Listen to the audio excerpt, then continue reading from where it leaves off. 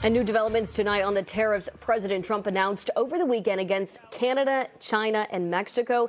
The tariffs against Mexico and Canada will now be delayed at least 1 month after the leaders of all of the countries spoke today. If you missed this weekend's announcement, let's get up to speed and caught up with everything. The president announced tariffs against Canada, China, and Mexico. Those are the three biggest trading partners for the United States. 25% tariffs against Mexico, 25% tariffs for Canada, except energy imports, which would be at 10%, and then 10% tariffs on Chinese goods. Only China is now set to take effect tomorrow. Now, Wall Street has not reacted well to the announcement. All three major markets closing in the red today, and NASDAQ notching the biggest drop, falling 235 points. Now, Canada provides a good chunk of energy to the U.S. and specifically New England, so how could those tariffs impact your energy bill? NBC 10 consumer investigative reporter Bianca Beltran will have more on that in just a moment. But first, here in Massachusetts, there's a variety of opinions on President Trump's approach, as some say tackling trade imbalances is a worthy goal, while others fear Bay Staters will bear the brunt.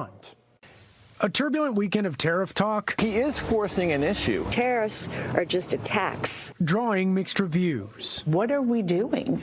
You know, we are at a time where we need allies across the world. Now, President Trump honing in on Canada and Mexico, hitting the pause button following phone calls with both leaders in which each country agreed to bolster border security. Mexico, in particular, sending 10,000 National Guard members to address fentanyl. I would say that's a lot. Would you say that's pretty good? That action doing little to quell concern. It is limited to 30 days, and it is exactly what Mexico did during the first Trump administration. These actions create a tremendous amount of uncertainty and chaos. What our businesses need in Massachusetts, they need to have certainty. But others see some sense in all of this. Glenn Johnson worked alongside John Kerry at the State Department and says working to balance trade with adversaries and allies isn't necessarily a bad idea. On this, I think the president is right. There's imbalances, they've been historic, and people have been reluctant to cope with them. I mean, this morning we saw that Mexico, at least, it's going to be paused for about a month. Does that show that this strategy is working?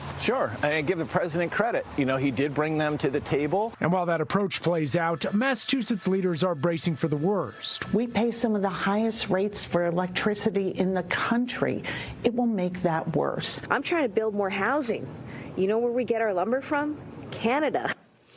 The now delayed tariffs on Canadian goods would include a 10% tax on energy imports. Governor Maura Healey has warned the move could increase electricity costs. So what can you do now to prepare for that potential hike when and if it comes? NBC 10 consumer investigative reporter Bianca Beltran, she's here in studio to tell us how it could impact your wallet.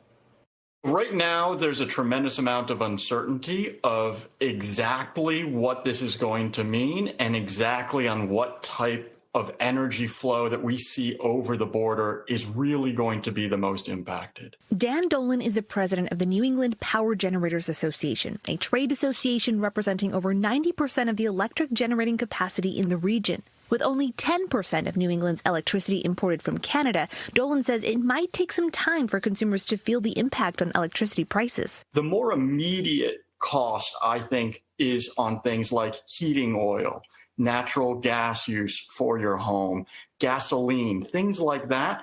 We import a lot of that here in New England from Canada. Dolan says in Massachusetts and across New England, utility companies buy power from competitive suppliers through contracts that lock in prices typically for 6 months. It's the actual electric supply contracts that provide a fixed cost for a durable period of time here, which is why I don't expect to see these tariffs to show up in consumer electric bills anytime soon. He says this is an opportunity for homeowners to reevaluate their energy use and efficiency at home. Recognizing that as much as we do import a fair amount of our energy use, we produce the vast majority of the electricity that heats and powers the home here in New England, and we're going to redouble our efforts to reinvesting and supporting that infrastructure here at home.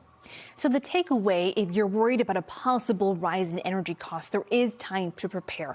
A spokesperson for Eversource said a new electric supply rate went into effect February 1st and will not change in Massachusetts again until August 1st. Natural gas prices in Massachusetts are also set through April 30th, and they encourage anyone who may need help paying their energy bill to take advantage of assistance programs and payment plans through their utility providers. Reporting in the studio, I'm Bianca Beltran, NBC 10 Boston.